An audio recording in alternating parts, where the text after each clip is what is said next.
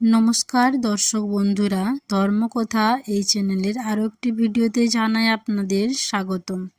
আশা করছি ঈশ্বরের কৃপায় আপনারা সকলে ভালো আছেন এবং সুস্থ রয়েছেন। বন্ধুরা, চৈত্র মাস পড়ে গিয়েছে, যে মাসকে বলা হয় খড় মাস। চৈত্র মাস ঋতু পরিবর্তনের মাস।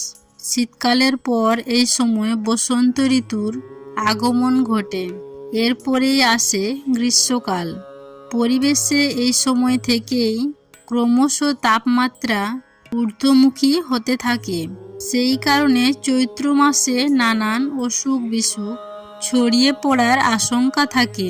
ধর্মীয় দৃষ্টিকোণ থেকেও এই চৈত্র মাস একটি অত্যন্ত গুরুত্বপূর্ণ মাস। কারণ এই মাসে একদিকে যেমন নীলষষ্ঠীর পূজা পড়ে, অন্যদিকে এই মাসেই পড়ে শ্রী শ্রী দেবী বাসন্তী দুর্গা পূজা। এর পাশাপাশি এই মাসে শ্রী রামনবমী এবং হনুমান জয়ন্তী উৎসবও পালিত হয়। তাই শাস্ত্রমতে এই চৈত্র মাস একটি অতি গুরুত্বপূর্ণ মাস, কারণ এটি হলো বাংলা পঞ্জিকা অনুযায়ী বছরের সর্বশেষ মাস। তাই এই বছরে করা কিছু কাজ যেমন নতুন বছরে শুভ বার্তা বয়ে নিয়ে আসে, ঠিক তেমনি এমন কিছু বিষয় রয়েছে যেগুলি এই মাসে যদি করা হয় তাহলে সামনের বছর পরিবারে অমঙ্গলও ডেকে আনতে পারে। তাই এই মাসে আমাদের কিছু কিছু বিষয় অবশ্যই মেনে চলা প্রয়োজন। বন্ধুরা, সবার প্রথমে যে বিষয়ের কথা বলবো তা আপনারা প্রায় সকলেই জানেন। এই চৈত্র মাসে কখনো বিবাহের মতো কোনো শুভ অনুষ্ঠান সম্পন্ন করা উচিত নয়। শাস্ত্র মতে চৈত্র মাসে বিবাহ সম্পন্ন হলে সেই বিবাহ অশুভ হিসেবে গণ্য করা হয়। বিবাহের পাকা কথা, আশীর্বাদ বা কেনাকাটি এই সমস্ত কিছুই কাজ করা থেকে চৈত্র মাসটি এড়িয়ে যেতে হয়। শাস্ত্রমতে চৈত্র মাসে বিবাহ হলে বর কনে কামাসক্ত হয়ে পড়ে এবং নেশাগ্রস্ত ভক্তির হয়, যা শরীর এবং স্বাস্থ্যের পক্ষে কখনোই মঙ্গলজনক নয়। এই কারণে চৈত্র মাসে বিবাহের মতো শুভ অনুষ্ঠান সর্বদা এড়িয়ে যাওয়ার কথা বলা হয়।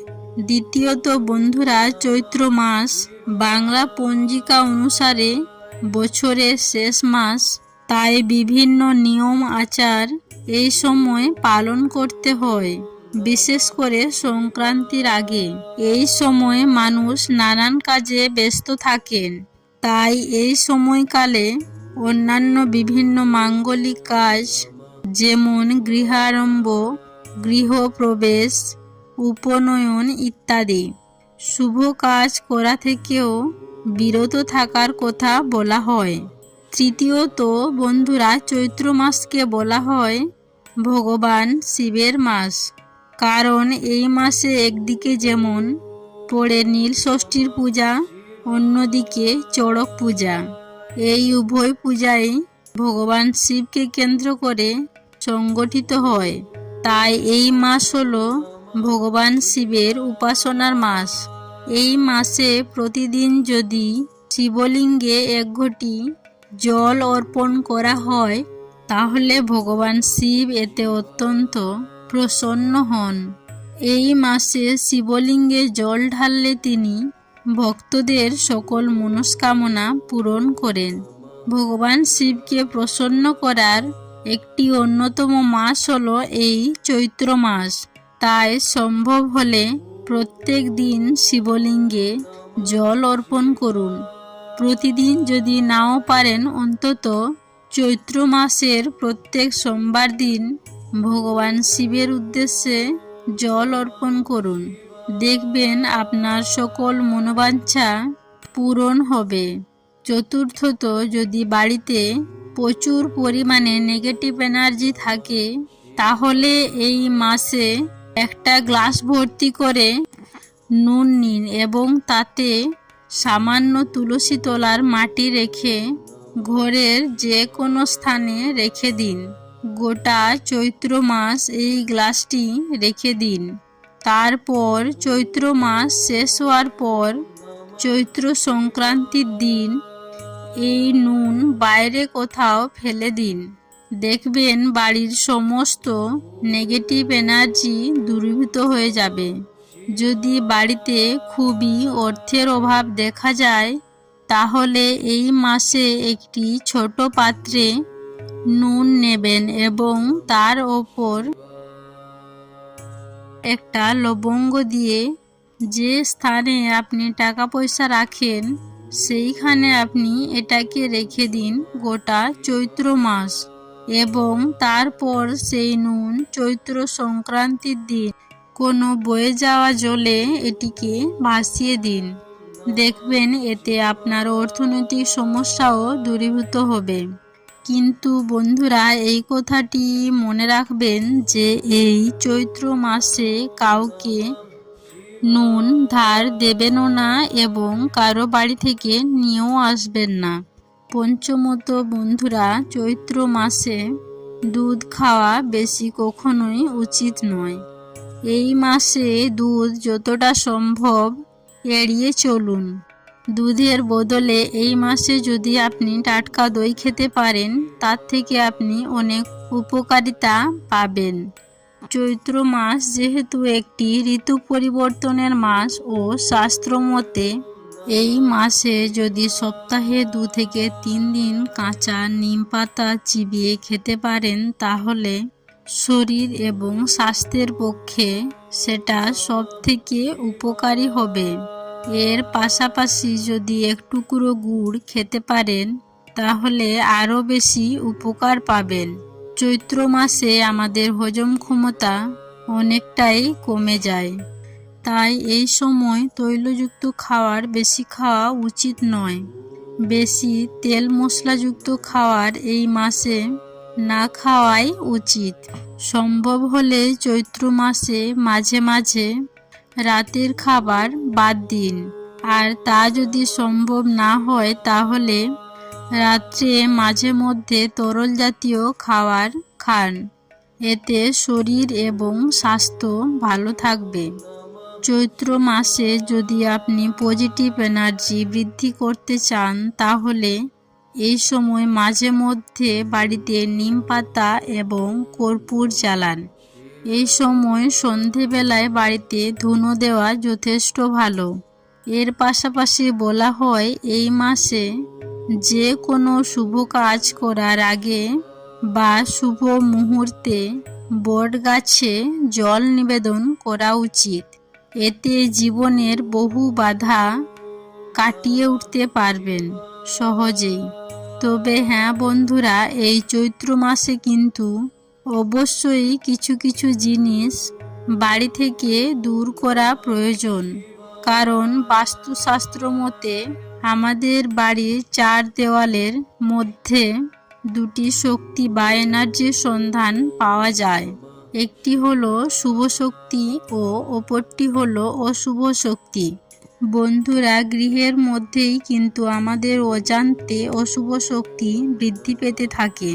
তাই নতুন বছরের শুরুতেই চৈত্র মাসে অবশ্যই এই সময় এই সমস্ত বিষয়গুলি বাড়ি থেকে দূর করে দিন, নয়তো গৃহে একের পর এক খারাপ ঘটনা ঘটতেই থাকে। বিশেষভাবে অর্থনৈতিক ক্ষতি হওয়ার আশঙ্কা যেমন বাড়ে, তেমনি পরিবারের মধ্যে ঝগড়াঝাঁটি, কলহ, অশান্তির মাত্রা বাড়তে শুরু করে। এবং শুধু তাই নয় বন্ধুরা, পরিবারের কেউ না কেউ মারাত্মক কোনো রোগে আক্রান্তও হতে পারে। তাই বন্ধুরা, চৈত্র মাসে অবশ্যই এই জিনিসগুলি বাড়ি থেকে দূর করুন। প্রথম বিষয়টি হলো ছিঁড়ে যাওয়া পুরনো কোনো মানিব্যাগ। বন্ধুরা, খেয়াল করে দেখবেন অনেকেই পুরনো কোনো মানিব্যাগ ফেলে না দিয়ে কোথাও না কোথাও ঘরের মধ্যে রেখে দেন।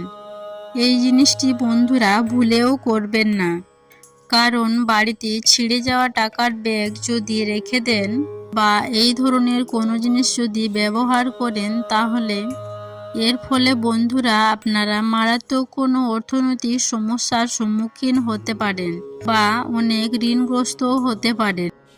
তাই বন্ধুরা এই সমস্যাগুলি থেকে যদি দূরে থাকতে চান তাহলে চৈত্র মাসে এই ছেঁড়া ব্যক্তিকে নিজের কাছ থেকে দূর করুন এবং যদি সম্ভব হয় তাহলে বৈশাখ মাসে শুরুতেই অবশ্যই একটি নতুন মানিব্যাগ কিনে রাখুন। আর মানিব্যাগ কেনার পর অবশ্যই কিন্তু তার মধ্যে একটি রূপোর কয়েন এবং অশ্বত্থ গাছের পাতা অথবা মা লক্ষ্মীর ছবি রাখলে অর্থনৈতিক উন্নতি ঘটতে খুব একটা সময় লাগে না, এমনটাই বিশ্বাস করা হয়। দ্বিতীয়ত যে বিষয়টির কথা বলবো, এটিও প্রবলভাবে বাড়িতে বাস্তুদোষ তৈরি করে এবং বৈশাখ মাসের আগেই কিন্তু আপনাকে এই জিনিসগুলি বাড়ি থেকে দূর করতে হবে। বাড়িতে কোনো ভেঙে যাওয়া জিনিস বা ছেঁড়া কাপড় বা কোনো আবর্জনা যদি থেকে থাকে তাহলে এই চৈত্র মাসেই তা দূর করুন এবং আপনার গৃহ পরিষ্কার পরিচ্ছন্ন রাখুন। তৃতীয়ত যে বিষয়টির কথা বলবো তা হলো বন্ধুরা বাড়িতে মাকড়সার জাল থাকা। বন্ধুরা বাড়িতে ভুলেও মাকড়সার জাল বাড়তে দেবেন না বা বাড়ির মধ্যে কোথাও মাকড়সার জাল দেখলে তা তৎক্ষণাৎ দূর করুন। বাড়িতে বন্ধুরা মাকড়সার জাল একেবারেই রাখবেন না। বন্ধুরা বাড়ির এদিকে ওদিকে যদি মাকড়সার জাল জমতে শুরু করে তাহলে টাকা পয়সা সংক্রান্ত নানান সমস্যা বা ঝামেলা সংসারে দেখা দেয় এবং সেই সঙ্গে নেগেটিভ শক্তির মাত্রা এতটা পরিমাণে বৃদ্ধি পায়, এর ফলে আপনার পরিবারের প্রচুর সমস্যা অর্থ সংকট দেখা দিতে পারে। বন্ধুরা যদি আপনারা অবশ্যই সুস্থ শরীরে বাঁচতে চান তাহলে এই চৈত্র মাসেই বাড়ি ঘর পরিষ্কার পরিচ্ছন্ন করে রাখুন এবং বাড়ির মধ্যে কোথাও মাকড়সার জাল তৈরি হতে দেবেন না। এবং সর্বশেষে একটি বিষয়ে বলবো বন্ধুরা, চৈত্র মাসে কারো কাছ থেকে কখনো কোনো ধার যেমন নেবেন না, ঠিক তেমনি কাউকে ধারও দেবেন না। কারণ এমনটা বিশ্বাস করা হয় এই যে ধার বাকির কাজ চৈত্র মাসে তা যদি করা হয়ে থাকে সেই স্থান থেকে মা লক্ষ্মী বিদায় নেন। বন্ধুরা চেষ্টা করুন অন্তত এই চৈত্র মাসে এই ধার বাকির কাছ থেকে নিজেকে দূরে রাখতে। আর একান্তই যদি ধার বাকি করতে আপনি বাধ্য হন তাহলে সেক্ষেত্রে বৈশাখ মাসের শুরুতেই কিন্তু এই ধার বাকি সম্পূর্ণ মিটে যাওয়া প্রয়োজন। নয়তো বন্ধুরা সর্বদাই এই আর্থিক অনটন আপনার জীবনে লেগেই থাকবে। বন্ধুরা আরও একটি কথা রয়েছে, এই চৈত্র মাসে আপনারা বাড়ির কোনো গাছ কিন্তু কাটতে যাবেন না। বন্ধুরা এই মাসে যদি আপনি গৃহের কোনো গাছ কাটেন তাহলে আপনার গৃহে বড় দোষ লাগে। তাই বন্ধুরা ভুলেও এই মাসে কোনো গাছগাছালি কাটবেন না। বন্ধুরা সবশেষে বলি, এগুলি মানা না মানা সম্পূর্ণ বিশ্বাস ও বিশ্বাস সম্পূর্ণ আপনার নিজস্ব বিষয়। তো বন্ধুরা ভিডিওটি আমি এখানেই শেষ করলাম। সবাই ভালো থাকবেন, সুস্থ থাকবেন এই কামনা করি। নমস্কার ও ধন্যবাদ। ঈশ্বর আপনাদের মঙ্গল করুক।